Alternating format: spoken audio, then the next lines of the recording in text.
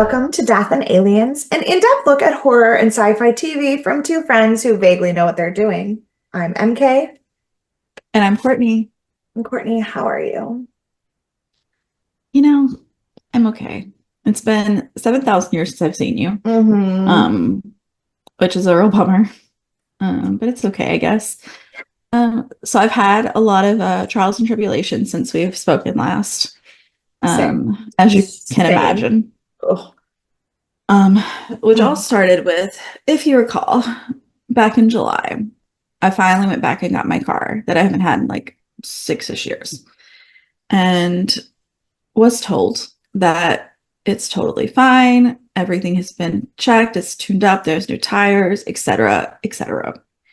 Beautiful. And so it started running a little weird on Of course it on did. Monday. Right. And I was like, maybe something's a little loose. Maybe it's like I need to check my oil. I need to do this, whatever. So I check Yeah. it, my coolant's low, and I was like, okay, well, I can top that off. That's not a big deal. Yeah. And then my oil it was full, it was fine. But they had said it had just been changed. And so I was like, yeah, everything looks great. My tires are okay. I don't really know why it's making this weird sound. Could be the coolant. Coolant does weird things to your car sometimes. Yeah. Or lack thereof. And so I go get the coolant at like 10 o'clock the night before I'm supposed to drive to Baton Rouge. Okay. And um I don't know if you remember my tire sensor went out the week before. Did we talk about that? Maybe. While I was driving to Baton Rouge and my dash started flashing at me and I panicked. I don't remember if you did tell me this, Okay. but I'm not shocked. Yeah, so the week before my tire sensor goes out. Tires are fine. I stopped at a mechanic. Tires are fine. They're like, Yeah. your tire sensor's out. Do you want to change it for $100? And I was like, no, thank you. It does not affect my driving. I just need to check my own tires manually now. Yeah, no, not a problem. I'll go buy a dollar Mm. tire gauge. Um, Right. Not worried about that. So I've already had that happen. Then now we're a week later and everything else is starting to act up. And so me and Rachel put coolant in it, and then Rachel puts coolant in it. I don't have a steady hand. I can do a lot of things on a car. Pouring is not one of them. It's amazing. And yeah. And so then I was like, well, can we like drive it around the block? I want to make sure like around the neighborhood, make sure it's running better now that we've, fixed it. And she was like, Right. yeah. And my brakes start sounding weird. And my car is like shaking when I idle. And I was like, this isn't good. This is not a good Oh. sign. But it's 11 o'clock at night. So there's no one to call. I'm supposed to leave at 7 the next morning. That's obviously not happening. I go over to the mechanic. I learn. So I look at it first, and my rotors are Yeah. clearly like jacked. Like we take videos and send them to Eric. We're talking with her cousin who does a lot of car stuff, but my rotors are totally messed up. I can't really tell my brake pads just because they're like hidden. But I was like, I don't know what's going on. There's no lights on my dash. So there's Yeah. nothing like telling me it's wrong. Turns out when they changed my tires in July, they did not balance my car. That is part of changing your tires. They did not do that. Yeah. So that's cool. And then turns out they also did not do an oil change. Cool, fine. And they changed the brake pads, but not the warped and rusted rotors. So I left for Baton Rouge at 4 p.m. Which is fine. It all worked out okay, but like it Yeah. was the most obnoxious thing. And I was like, I'm pretty sure this is the same place that caught my other car on fire before. Like, I was like, please Maybe. stop taking cars to this place, family. Yeah. Um, so it's also started making a weird sound when I was coming back from West Monroe, but I think that might be like my spark plugs or something, which is a lot more normal and a lot Yeah. more manageable. It's something I could do if I didn't want to take it to get it done. Yeah. So I'm just like sitting over here in a world of car trouble that I left this beautifully tuned, good condition car 6 years ago to get back this box that may or may not light me on fire one day. We'll see. But it's got a lot of work done now. Yeah. So theoretically, I just need to change like my spark plugs or like check out like a tune up or something. But yeah, so that was a real highlight of my Wow. week. That's amazing. I Yeah. my favorite is that I thought that Dan's mechanic was similar to that and like, why are you trusting these people to do your car? Because he Mhm. got his tires changed in July also and has been having issues with one of his tires going, like, losing air Yeah. consistently since then. It turns out there was actually a nail in the tire, but Yeah. like so close to the rim that you couldn't see it on a Hmm. normal inspection. Yeah. That's happened to me before. So it was, in fact, not Not the mechanic's fault. fault. Yeah, Rachel has a really good Although mechanic out here. how do you get a nail that close to the rim? Like it flies into your car. Like that's so It depends on what weird you're to me. driving to. I used to, when I drove on the dirt roads and whatnot in the middle of nowhere where my family lives, that's where I always ended up with nails in my tires. Yeah, but we don't live in the middle of nowhere. I know, I don't know how Dan did it very carefully. He tried very So hard. we try very hard. It's So yeah, that sucks that your car is driving you crazy. okay. I mean, it's mostly fixed now. Sometimes it hasn't made the weird sound since it's like I came back from West Monroe a week ago today, a Yeah. week ago. And it I didn't go above 75. I was going a little more than that when it started making the sound. And I didn't go above 75 the rest of the drive home. And then it hasn't made the sound since and it's running fine. So I think it just probably needs like a little tune-up or something. Okay. But it was just a like massive inconvenience at the time that it happened. Yeah. So how are you? How's your Um, car? my car is fine, thank God, because I I'm usually the one with all of the know. car problems. No, I'm just so like overwhelmed. Um, Mhm. I texted Courtney this morning and then I texted Dan the same thing. I was trying to watch my shows for the podcast and my niece, who I do love so much, but she would not shut the fuck up. And I read your text to Rachel and just burst out laughing. it was 7:45 in the morning. There was no fucking reason for anyone to have that much energy. It was wild. Um, and I texted Dan that I was gonna throw myself off a bridge if she didn't shut up. And he was like, "Do you want to just like come to the house? Because we are in the house now." But he's like, "Do you want to just come to the house?" Oh, because he's officially in the house now. The bed I is was gonna there. ask, is he officially in the Yes, house? he's officially in the Okay. house. The bed is there. Everything that we buy ends up there. I just haven't moved my stuff there yet. But so he was like, "Do you want to come to the house and watch the shows?" And I thought about it, but that would require me to drive the 20 minutes there, watch the shows, and then drive the 20 minutes back to record Right. because I don't have any of my recording stuff set up at the house. So I was like, and it's fine. Um, But he was like, he was like, okay. I was like, no, it's fine. It's just, I was like, no, it's fine. It's just that I'm behind on schoolwork and work and wedding stuff and podcasting. And I literally just was like, and I'm not going to accomplish anything that I want to do ever in my entire life. So like, I'm fine. Same. Yeah. I feel that. And I had my wedding dress fitting, um, 2 weeks ago now, and it went really well. Everything's great. Luckily, because I was able to buy a dress that was in my size, there's not a ton that needs to be done to like the top.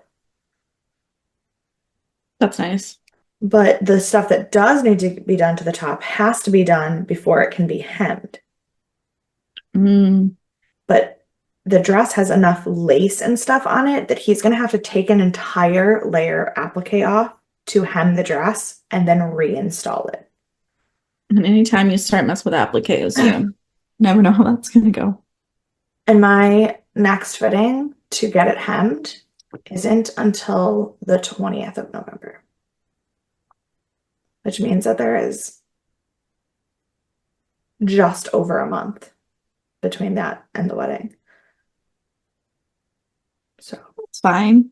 it's fine. That's And totally fine. and then last week when Dan finally got everything moved into the house, we moved Pip into the house. And we were supposed to do this as me, Dan, and Doug, so that Doug and Dan could move the actual like furniture and I Yeah. could protect the baby. Yeah. Doug forgot. Um, so Dan and I did it by ourselves, which was fine, except for that I may or may not have bronchitis again. Um, No. I don't think I have bronchitis.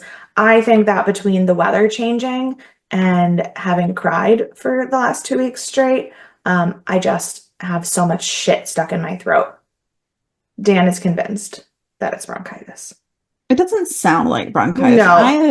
I was like, I've but I was reported like, quite a few times I don't bronchitis. feel it in my chest or my lungs. It's literally all in the Yeah, back of my throat. And he was I like, think yeah, it's the but you weather. didn't think it was bronchitis last time. And I was like, yes, but last time I could feel my lungs trying to evacuate my body. And last time everyone else knew that it was more than you thought it was. But this time you seem totally fine. Like, Yeah. I mean, yeah, sure, allergies, sinuses, whatever, but like you Yeah. seem fine Yeah. comparatively. But of course, I couldn't breathe while we were carrying the furniture. But it was part of it was because I'm short of breath. And part of it was because I had to put Pip in a carrying tank, which I have never done before in the entire time I've had her. And she flipped out. Like when I put my hand in the tank to like set her down, she literally screamed and would not let go of my fingers. Like, and then the whole time she was in there, she just like kept trying to like paw at the top to try to figure out how to get out of it.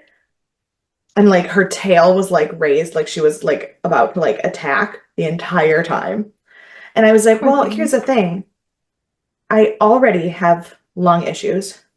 So like need my inhaler when I do heavy lifting anyway. Hmm. I also have really bad allergy issues currently, and I'm in the middle of a quite literally a panic attack. So no, I can't breathe. Those are times when you normally can't breathe. Yeah, right? You Yeah. know? Hmm. But then all I could think about was one of my friends at work, her daughter fell in her gym class and busted her chin and had to get stitches on her chin. And like my coworker was like so upset when she like left our meeting and ran to go pick up her daughter that she then had like stomach pain for 3 days to the point where she had to go to the doctor and get like a ultrasound on her stomach because Oh my she had gosh. like stressed herself out so badly. And I was like, I can't say that you're overreacting because I had a panic attack and couldn't breathe for 2 hours because of a lizard. So if my child, Hmm. yeah, I can't say that you're overreacting. But like I feel like that's all like me and the girls at work have been dealing with for like the last month is just everything has been like that level of stress all of the time. Yeah. So Yeah. I'm okay. I'm just fucking tired. Great. We're thriving. We're thriving. Um, Since we're clearly doing so well, can you give us a dose of affirmation? Absolutely. Um, I was even prepared this time. One of the most courageous things you can do is identify yourself, know who you are, what you believe in, and where you want to go. Sheila Murray Bethel. I don't know who that is, but I like it. sounds nice. It does sound nice. Well, today we are just chatting about the entirety of the joy that was Stargate SG-1 season 6. Yay. Um, I don't have a ton of like background information um on this season because a lot of the stuff we that's important about season 6 is what we talked about in the season 5 wrap up, the moving into Hmm. season 6 and what happened after that. Um, this I will say the episode Prometheus was the highest rated episode of anything on the Sci-Fi Channel ever when it premiered, um, which probably may or may not have something to do with why they then did not get canceled like they thought they were going to. Um, Right. They were like, oh no, we've finally done really well. Let's yeah. go on that. But interestingly, because that episode aired at the end of August, um, Hmm. this season aired from June 2002 to February 2003. And based on the timeline of some things that happened in Richard Dean Anderson's life, I know that almost the entire season was filmed by the end of September. They did not know that they were renewed until November. Mm, So that's why they were able to do such a complete like closure for the stories at the end of season 6 yeah. because they genuinely didn't know when that when they did wrote everything that they were going to be able to come back. Um, I know for a fact episode 14 was filmed in July because of something that Richard Dean Anderson said in his blog. So that's why I think it probably wrapped up sometime in the early fall. Um, but also everyone was ready for the show to be over. No one, like, they obviously were happy to be able to tell more stories, but no one was Yeah. upset that this was supposed to be the last season. Yeah. They were upset when Showtime canceled them because they didn't feel like they got to close out the story at the end of season Right. 5. So they wanted this season to put an end to the story, wrap everything up the way that they were supposed to, and then be done with it. And particularly, Richard Dean Anderson did not want to be in the show anymore. Yeah. He very clearly said that, like, because he was an executive producer and the star of the show. This was all A of the lot of money, work. all of it, but it was also all of the money. And everyone kept asking him, like, do you really want to lose that big of a paycheck? And he said, I can get more money. I can't get back the time with my daughter. Yeah. His daughter was 3 at this time, I believe. I'm trying to remember what year she was born. I want to say she was born very around the same time that Michael Shanks's daughter was born. That was Um, season 2, I think, right? yes. When was his daughter born? Career, other work, charity, personal life. Um, well, she was born in 1998. Yeah, so she just turned 5 like at this time. And he was like, this is Yeah. the time that like my kid needs me to be there. Um, so he said, if I'm gonna stay on for the show, I will never work more than 4 days a week. Which is why there are a lot of episodes in season 6 that are pretty Jack light. And part of it is because he really did actually get injured. We talked about the fact that his knee Hmm. injuries during the show were legitimate. But he would not work Fridays at all. Anytime they had to film on a Friday, he would not come. So, one of the most interesting things about that is that one of the most Jack-centric episodes of this season was the episode where Jack sees Daniel for the first time in Hmm. that pit. Every scene with Ball where Jack was up on the wall, other than the parts where they like zoomed in on his face and he was talking, there was a body double there the entire time. So Cliff Simon, who plays Ball, actually didn't work with Richard Dean Anderson at all. Oh, wow. Yeah, because they filmed a lot of Cliff's scenes on Fridays, and Richard was like, no. Um, they that did continue into season 7. He said that he was not going to work and miss that much time with his daughter. So that is something to note that the show I think did a pretty good job of not making it obvious how he was kind Yeah. of trickling out of it. But I don't think that this, well, and I mean, I know the answers, but I don't think that this is the end of the kind of shift in focus from it being Jack's show. Yeah. Yeah, I think I could tell some focus, but I didn't attribute it to being like heavy-handed in that way of like being Mm-hmm. like we're switching, but there was a lot of focus on, for example, Jonas, like, Mm-hmm. and we start seeing a little more of the other characters kind of come in their own and not just their relationship that's direct with Jack, but with each other as well. And there was a lot of Yes. focus on that.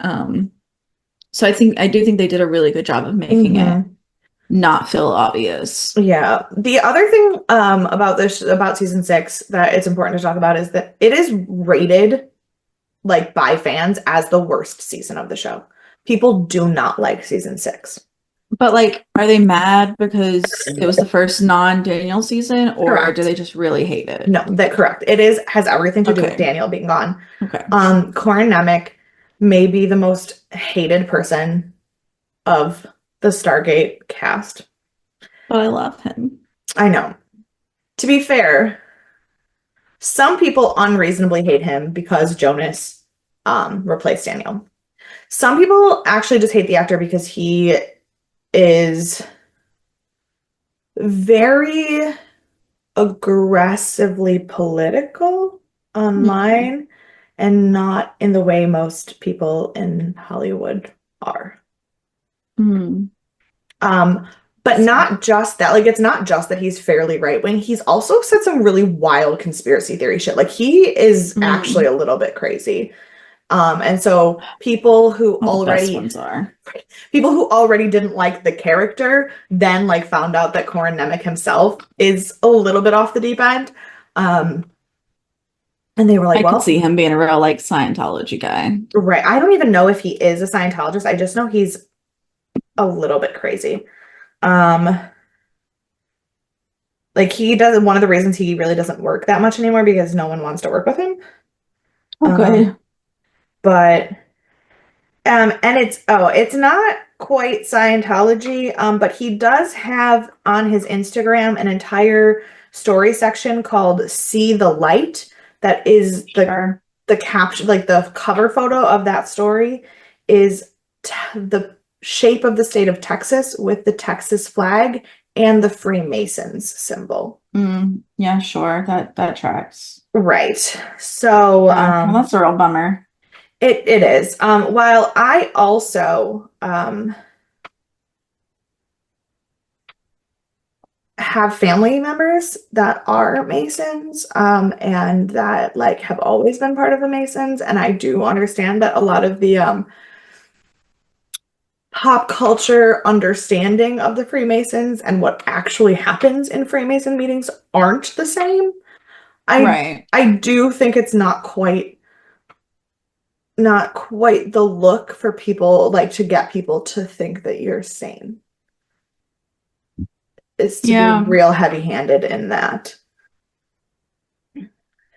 So Yeah, I think that's pretty true.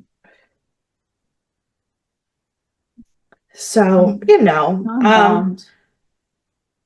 I'm very sorry. It's okay. It's not your fault. It's a little Yeah. your fault because you brought me a Stargate, Well, but like, here is a picture of him on Instagram with the giant Freemasons necklace yeah, on. Like it's different when somebody's like, "Oh, I am in the Masons," or when somebody's like, "I don't have a personality other than the fact that I'm in the Masons." right. Which like I don't blame them because I don't have a personality other than the books I read. So like, is it any different? No. I mean, a little though. A little though. Um, yeah, but so I don't because of that, I really don't have a lot of like background stuff for season 6. They made it knowing, thinking that it was going to be the end. They all put in their work, they got it done, and then they found out after the show had wrapped, before it had finished airing, but after it wrapped, that they were going to get another season. And that is why, and they were able to luckily use some of the loose threads that were in season 6 in order to further the story, which were very luckily loose threads that, had they never been addressed, would not have changed the success of the ending of the show. Yeah, like they left enough open that they could like, people and to the extent that like it could have been for people to theorize themselves and keep the story going without the show going. Yeah. Um, but yeah, you're right. Like I didn't feel like it ended and I was like, oh, what happened with this guy? Like I had some thoughts like, oh, Yeah, I I mean, get that. That's fine though. But I we wasn't like never upset really, about it. yeah, like we never really saw what happened to Ball. We didn't actually know what Anubis was going to do. Like there Right. were places where they could continue the story, and I think they left it in a way where like if they had a whole new SG team, it would have it would have been harder for fans to get on board with it, but it wouldn't Yeah. have affected the storytelling, which I think is Right. a good way to do it. Um, but so I want to just go quickly through what all season 6 was, what happened. Because when I was taking these notes and I pulled up the list of season 6, I genuinely did not remember that episode 1 of season 6 Cool. was in season 6. That bodes well for me. Yeah. So episode was 1 and 2 of season 6 were Redemption, parts 1 and 2, which were when Teal'c's wife dies and he meets back up with his son, and they are able to destroy the doomsday bomb that the Goa'uld have to try to kill Earth.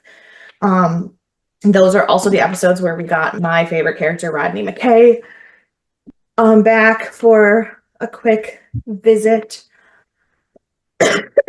And Yeah, I then only vaguely remember those. exactly.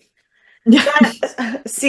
Then we get into kind of the focus on Jonas. From we have a couple episodes where we're really focusing more on Jonas and what he means to the team.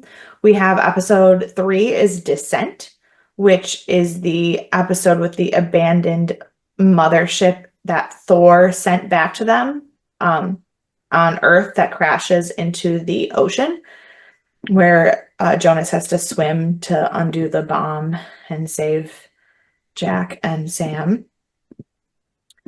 Then we move to Frozen, which was the strange ancient woman in Antarctica. And interestingly, I think the one kind of common thread through this season is the ancients and the ancients technology, which is really important, and it's a really big setup for us because in the redemption episodes, the weapon that they're trying to destroy that Anubis had was one made of ancients technology.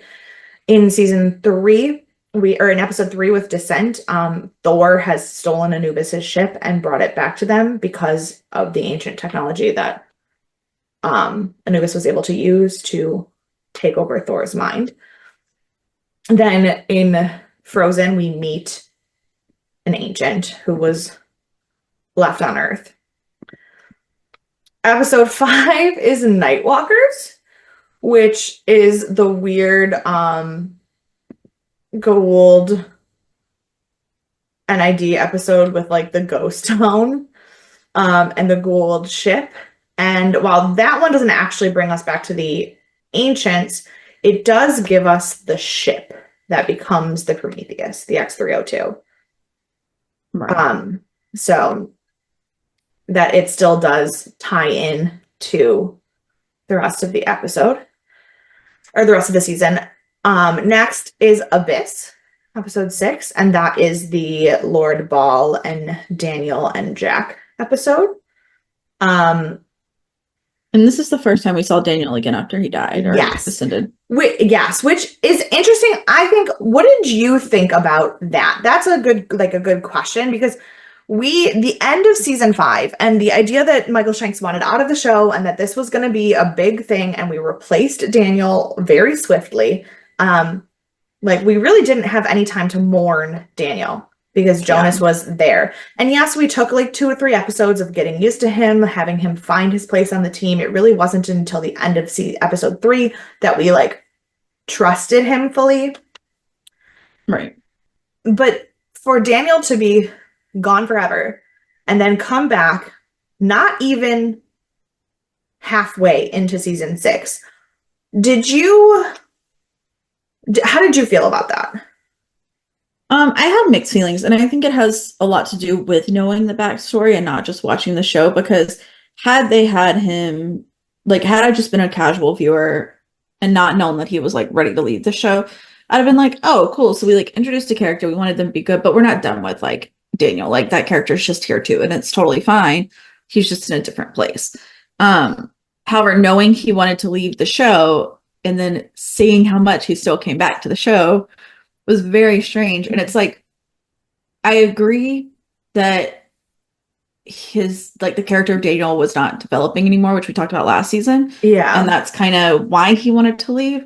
But like I don't know, because if he wanted to leave, but it makes me feel like the only reason he wanted to leave was for that character, and that was the only reason he didn't want to be connected. And then the writers were like, "Well, no, we can come up with something else because we don't actually want you to leave." Um, Yeah. but There's also like, I also feel like it's kind of important to have him there because now we're talking about the ancients, and we haven't talked about it this whole. I mean, they've mentioned it in passing, but have never yeah. explained anything, never told us anything about the ancients. Yeah. And so I think that that was kind of a good move to put him as the character that kind of tied all the pieces together because it's someone we already know, someone we Right. already trust, instead of just giving us, we now have Jonas and now we have this Mhm. new ancient that we also have to like figure things out. Yeah. So I don't know his feelings, how I feel about that, but like I think that it made the most sense from a writing standpoint to have him be the impetus to this whole new world that we're about to embark on with the lost city and whatnot. I see, I agree, but I also, so part of it on the first part of the whether Daniel or Michael Shanks wanted to be there or not. There's really mixed reviews on what actually went down, obviously, because this was Mm, 2003. So, like, it wasn't, people weren't tweeting sure. all of their feelings. Um, and a lot of reports say that it was because he didn't feel like the character was developing. He just needed a break. He needed something new. Remember, he also had a child, like a very young Right. child. Um, but there's also a lot of reports saying that he was like fed up with TV and wanted to use the freedom of Stargate to help him with a movie career, which then didn't pan out. And so Mm, he kind of like groveled back. No one, like the interviews with Michael Shanks and the interviews with Joseph Malozzi, the interviews with Richard Dean Anderson, none of them say it that way, obviously. But there is kind of this sense that like he thought he was better than it and then he wasn't. Which so so it's like I which one? Right. So like I have mixed feelings on that. Like, did he actually want out and then just failed and came back? Yeah, Because if so, then that's a disservice to the show. right. And did he genuinely just need a break, but then miss it and want to do a favor for the friends of the people he's been working with for so many years? Then great. So like I have mixed feelings on that. I also have mixed feelings on whether it was good writing or not. Because I do agree with what you're saying about the fact that if we're going to delve deeper into this ancient's story, he's a good bridge. Yeah, But I don't know that it was really the story we needed to delve into. Not in hindsight, with the show not ending in season 6 and it continuing and the ancients being a much bigger part in the future of the show, it makes perfect sense. yeah, Had they ended the show at the end of season 6 with full circle, the way they thought they were going to, I don't know that the ancients are important enough to really need to be there because they don't actually explain the origins of the Stargate on Earth. They don't actually mm, explain who the ancients are or what they were doing. They like give you a skeleton of it, but not enough for it to have been worth it when we still had three very important Goa'uld lords that we hadn't closed those yeah, circles. So if Michael Shanks really couldn't do the show anymore, there was no reason to create a storyline that needed him to be there. right. I think he was a good choice when they were doing that storyline. Right. And I think also like on that point of like we had other things that could have been a little bit bigger. I agree. I think they've had to mention the ancients again because they've kind of built them up as this like enigma that we don't know a lot about. Yeah. But that could have been done in 3 or 4 episodes, and it could have been done using Amma as a base, or who was the child that ascended? The Oh, what are they called? the Harisis. The Harises. They could have used one of those. Yeah. Um, And but they even had could this have been the final season, right. They even could have connected Anubis to the ancients and that had be why he yeah, was so powerful. But they had so many episodes that were so ancient focused when Nearty got an unreasonably swift ending. Yeah, You, that was, yeah. we never actually dealt with Osiris. Hmm. We found out that somebody else did, I think. Maybe. I don't know. I Like, just kept asking about it and right. But never like getting answers. we never really got to clear anything on Lord Yu. We don't have any idea Hmm. what Baal is doing. And Right. then Anubis was the big bad of the season. So like it just I understand why people don't like this season. I didn't have a problem, and there's a lot of individual episodes that I really liked. I like what they did with the ancients and how they built it up. But I do understand why people kind of feel like this was the let's toss the kitchen sink at the wall because we're ending season. Yeah. Um, because then after Abyss, after Daniel's first reappearance, we have Shadow Play, which is where we find out that Jonas's mentor and the other scientists from his planet are now schizophrenic. Hmm. Um, then we have the other guys, which was the buddy comedy episode with the other scientists. Yeah. Um, which this episode, I genuinely love this episode. It is so funny to me. This episode clearly was written because none of the other actors were available. Yeah, it was really funny. It was the most unnecessary episode, but it was Mhm. really funny. It was like, it Yeah. was one of those things where like, I don't hate it, but if I'm trying to analyze the arch of the whole season, zero part of it was necessary. Right. Hmm. Hmm. Um, then we have Allegiance, which is the episode where the Tok'ra and the Rebel Jaffa are on the base together, and they are fighting each other. Um, this episode was okay. I don't, Yeah. to be honest, I vaguely remember the episode, and I remember that the best part of the episode was the fact that we have Jacob and Braytak in the same episode. But other than that, Yeah, I don't really remember much from yeah. this one either. Is this the one where Sam and Jack almost died again in water and then Jonas Kid saved them? No, that was, Wasn't Jacob flying the ship on that one? yes, he was, but that was episode 3. Oh, okay. No, this is the one where they bring the Tok'ra to the Jaffa camp, and then people start dying, and the Tok'ra think it's the Jaffa, and the Jaffa think it's the Tok'ra, and everybody hates each other. Mm, But then it turns yeah, out yeah, that yeah. like somebody using Nirti's invisibility technology snuck in behind them. Right. Yeah. Which the only long-term part of, so this episode creates an alliance between Braytak and Jacob, and then reminds us of what Nirti is capable of. Hmm. That's the whole episode, really. That's it. Next episode is the one called Cure, where we find the alien off-world that have the power to cure any illness. But then it turns out that it is a drug that is a very addictive substance that they do not have enough of.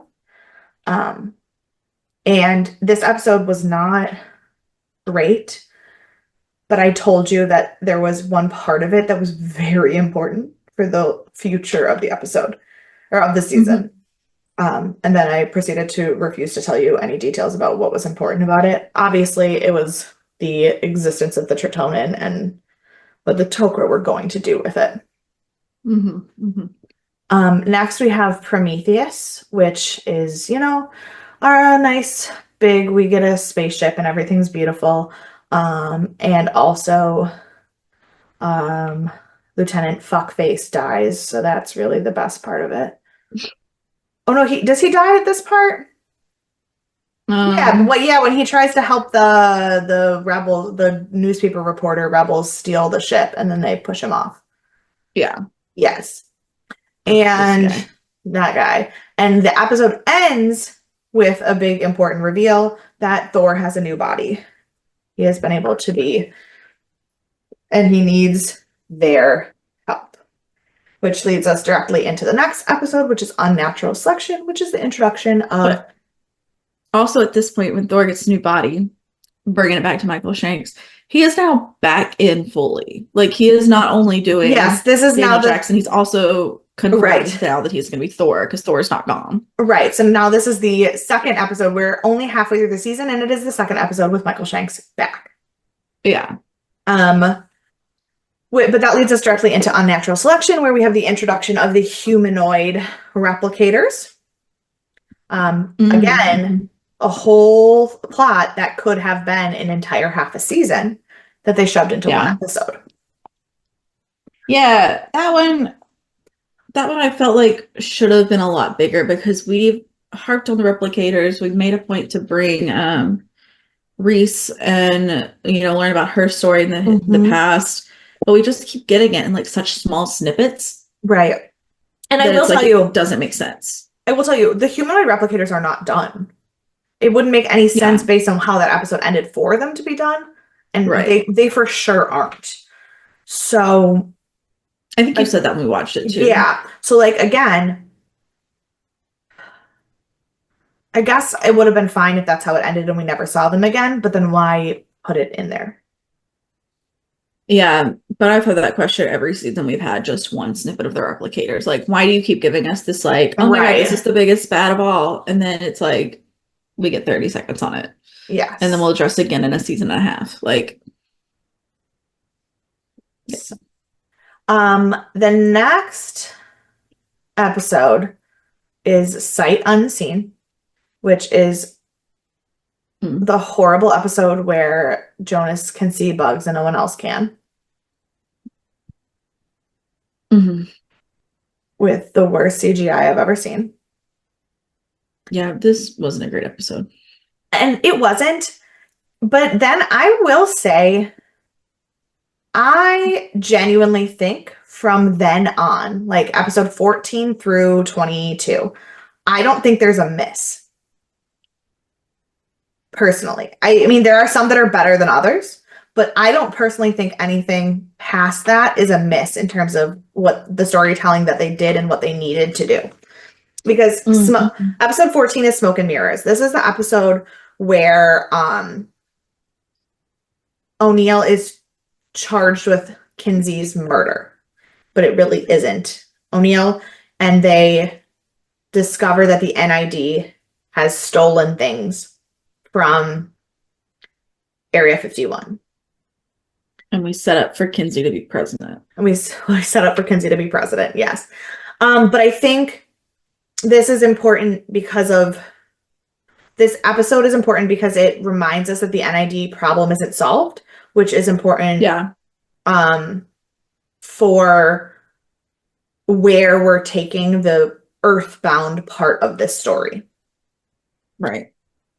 Next episode we have is Paradise Lost, where O'Neill and Maybourne get trapped on the other planet. I really like this episode. I think it's a really fitting farewell to Maybourne. I also really liked it, but I also just kind of got to the point where I really liked any episode that was Maybourne and Jack. Yes. But it makes sense if we're stepping back from Jack, it makes sense to get rid of Maybourne because that's the only real connection that he has in the show. Right. And if the show is ending at this point in season 6, fans are attached to Maybourne and this morally grayness that he has. So it makes sense to write an episode where we get to actually say goodbye to him. So I'm super cool with that. Yeah.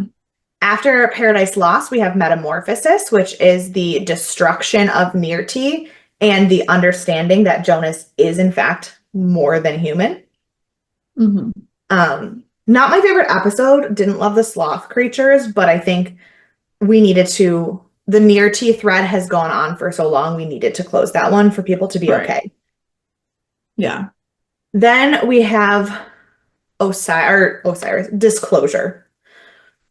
Disclosure is the episode that is the clip show episode. So obviously that is not like the highest rated episode. It's a clip show, but the parts of it that aren't a clip show, I think are super important because the fact that we have made it 6 years into the show without any other government really knowing what is going on with the Stargate is unreasonable. And I It is think, unreasonable, but it's also kind of a weird choice if you think the show is about to end. Like now you're going to introduce all of the other governments. Um, okay, so I believe um that so Atlantis doesn't start until after season 7. I know that right. when Atlantis started, the intention originally was for start SG-1 to end and Atlantis to start. The crossover ended up happening because people just did not want to get rid of SG-1. Mm. I believe Atlantis was always intended to exist. There was always going to be a spinoff. Okay. I don't know that they had That planned makes it. more sense. I don't know that they had planned exactly how it was going to go. I don't know how if they had figured out the exact plot line or the characters yet at that point, but I think they always wanted to do a spinoff.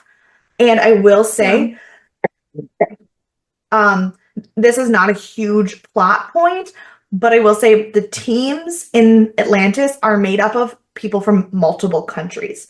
Um, it is a Earth project, not a US project. So this So is a setup that makes sense. Even if we're getting rid of SG-1, they're expecting that this is going to go on yes, in a different I don't storyline. know. Got it. Okay. I can't find an exact like proof of when the concepts for Atlantis were more fleshed out, but I do know that they Yeah. always wanted to be able to continue the story without locking the people of SG-1 in. Because remember, 6 years was a long time for a TV show at that point.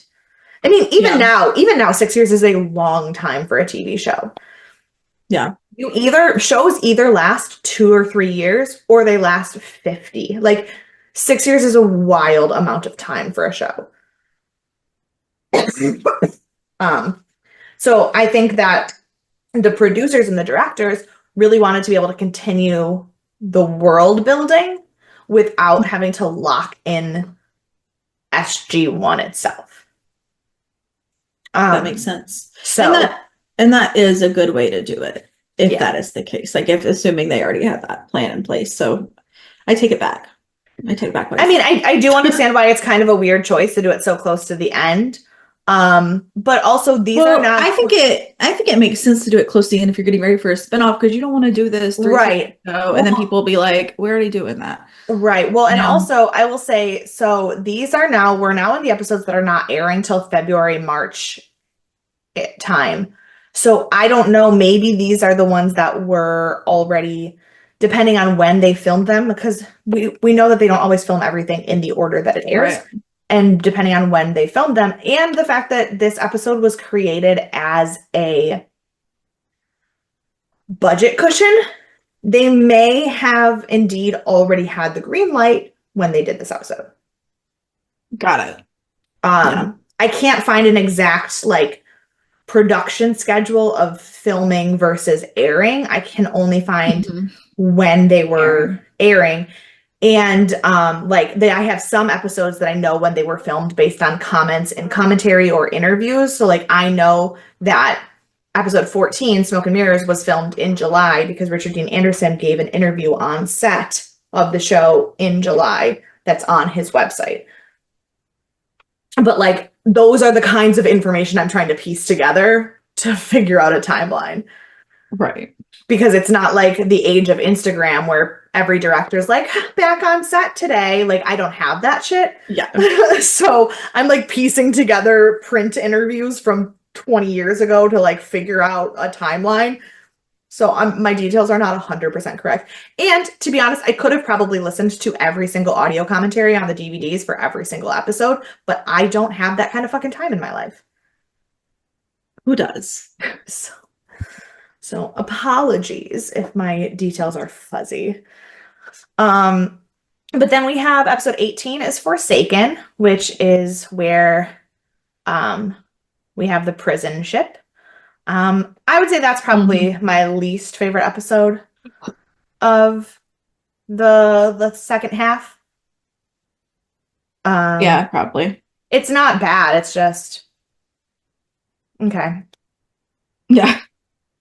Then we have the Changeling, which is one of my favorite episodes. It is Teal'c's nightmares of being a fireman, and we have the three different timelines now trying to figure out which one is actually what's happening. And it is when we lose Junior, and Braytak and Teal'c both almost die because they now become dependent on Tritonin, and we have officially proved that it is possible for the Jaffa to become free of the Goa'uld. Yeah. Which is kind of major. And they shove it into a weird firefighter episode. Yep. Yep. Then we have Memento, which is where Prometheus lands on an alien world, and they are able to find the Stargate, and get out of there. And this is also not the best episode.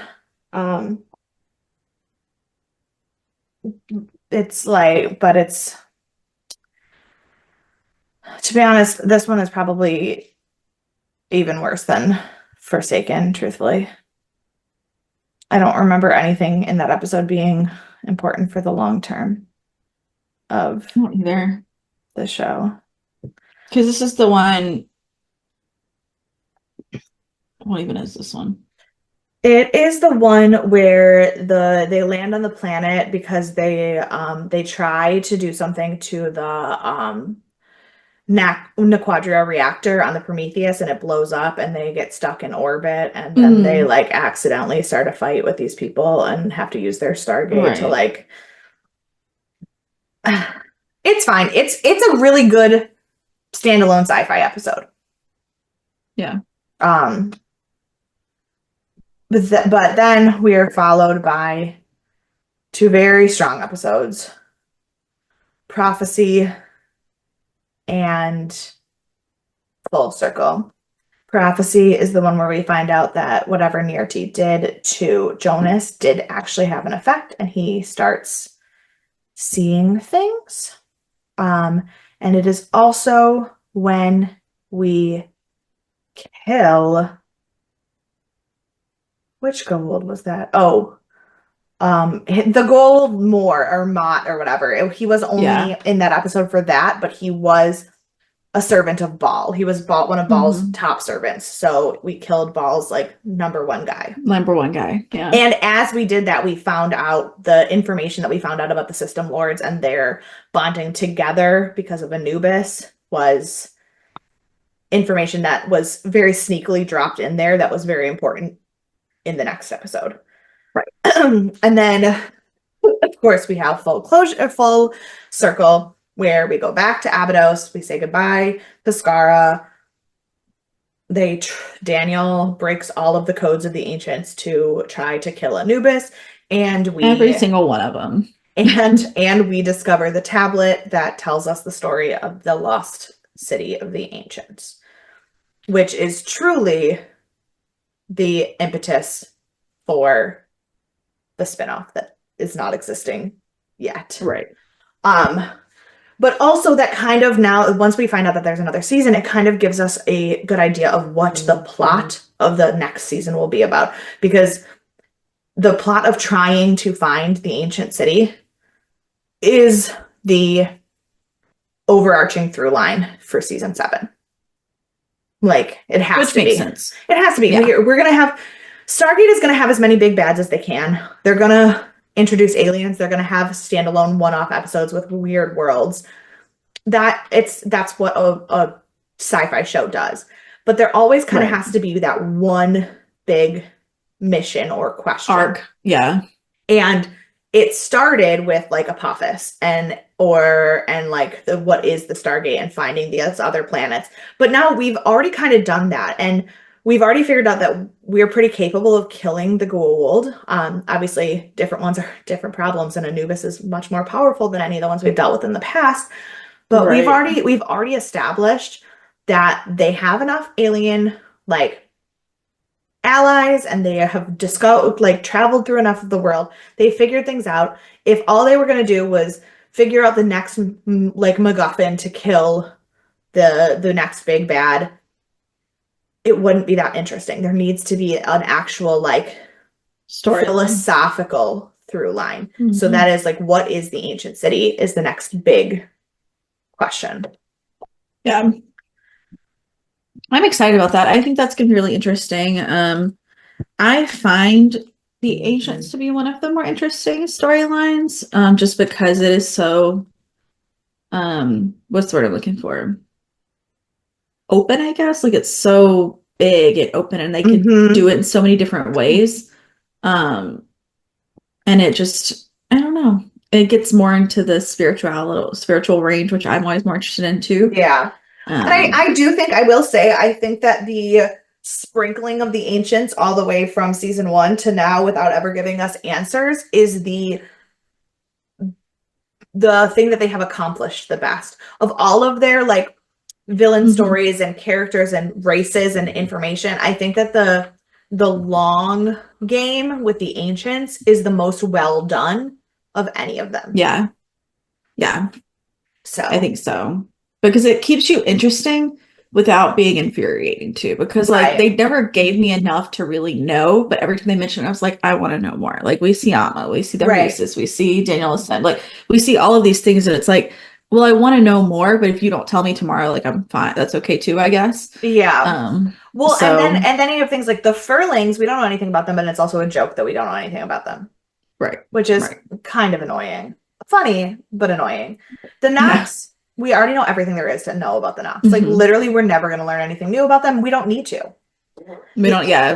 the Asgard, they did in a great way, but they did it much more quickly because they had to, because we needed those Hmm. characters. And obviously they still have plots with the Asgard that they can do, but they couldn't draw out the Asgard because A, the Asgard aren't the same level of powerful, and B, they were so necessary to the plot. And Right, obviously, and the Goa'uld, like we already got everything. We haven't figured out how to end them because they wouldn't be a very good arch nemesis if you could. right, But the ancients are really the only ones that we still have questions about. But they've managed to do it in a way that's not like the replicators, where we still have questions, but like also like every time we get an answer, we're just more pissed off. right. Yeah. So, do you have any like big thoughts, theories, questions about what you think is going to happen in all of season seven? What I is your just like don't even know. major predictions? I mean, I just don't even really know where to begin because they did so much of like, we're going to close everything up. Um, Mm-hmm. I I really don't know. I mean, I assume we'll meet more ancients. I assume Daniel's going to be a bigger part of it. Okay. Um, because that's kind of how they've set it up. Okay. Um, I I don't really know. I don't really know what to predict at this point because Okay. it's such a different storyline than what we've been seeing. Yeah. Um, and a new world than what we're seeing. And so maybe, I don't know. I don't know. That is totally fair.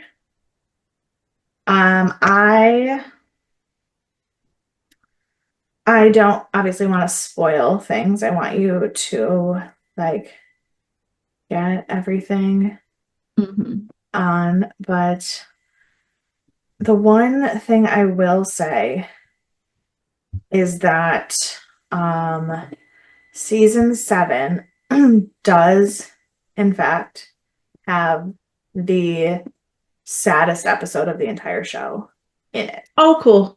Cool, cool, So cool. Can't just wait. You know how I like my emotions. yeah. Um yeah. Just that's my only warning for you. Um, but you know, and of course, season seven will end really interestingly because season eight and Atlantis aired concurrently. Right. So we do know because we know Atlantis And obviously, we're not stupid, and we know that the lost city of the ancients is fucking Atlantis. Like, we're not dumb. Right. Because we know Atlantis and season 8 air concurrently, we know that this where is the ancient city is going to, like, we're going to have to get there. It's not going to be one of those stupidly, like, 3 season long arcs like they gave us with Apophis. Right. Yeah. So, like, those are really the only, like, big things to know going into that, is that they are going to have to be more serious about actually solving the mystery because we only have a season to do it. Right. And yeah, like I said, this season will rip your heart out of your body. I I assume that this is the season where we lose one of the characters that I keep talking about. We're gonna lose to real death. So um Yeah, because we really so truly, I mean, we've lost some small characters to real death, like Martooth. mhm. But like Right. even like that, like it's characters that we've known for like 3 episodes and then they die, and it's still I meant sad. like No, in that's what real I'm life saying. That's what I death. was. Oh, okay. Um, I know he doesn't quite die until like a couple years later, yeah. but I know that it's gonna be sad Well, because he's also dead. well, so like I said, we do have some actors that we know don't survive till the end of the show.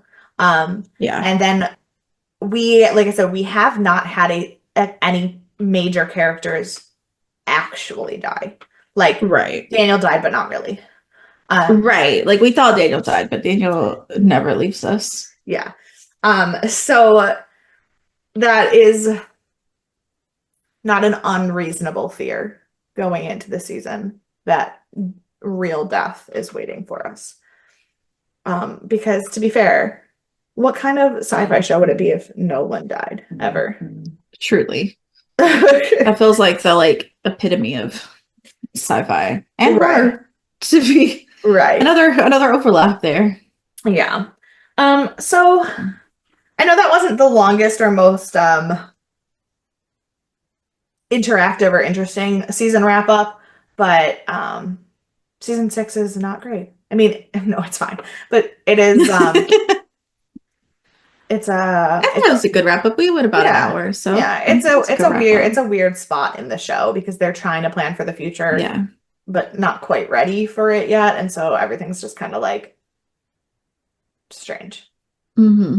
And like I said, I kind of wish that I had thought about this better, that we could do a DNA now, but then we won't really be able to do one correctly for the Atlantis crossover stuff. Um, so we won't be doing a DNA till after season 7, despite the fact that season 6 ends with what really does feel like the end of the show. Yeah. So, so it'll be interesting in a couple months when we get to the DNA what we remember, because the next DNA will be for seasons 4, 5, 6, and 7. Good luck. Good luck Yeah. reminding me how that goes. So, well, we'll see how that goes. Yep. It's gonna Yeah. be fine. Well, if you have any predictions about season 7, if you have any thoughts or wrap up feelings about season 6, go ahead and email us at deathandaliens@gmail.com or follow us on any of the social media at Death and Aliens. You can follow me everywhere at EMKAY_superstar. And you can find me at CE Cloud 13. And with that, we will see you for a movie special for Thriller Thursday. Boop, boop. Bye. Wait, don't. Okay. Oh, If you need to watch the movies, Manhunter is on Peacock and Red Dragon is on Netflix. Manhunter is also on Amazon Prime. Excellent. Yes, Excellent. Manhunter is on Amazon Prime or Peacock. Red Dragon is on Netflix, which that was really confusing because I had already watched Manhunter on Amazon, and then I tried to find Red Dragon, and I was like, please tell me Courtney did not try to get me to watch a movie that I can't watch. It's on Netflix. It's on Netflix. All right. Okay. Bye. Bye.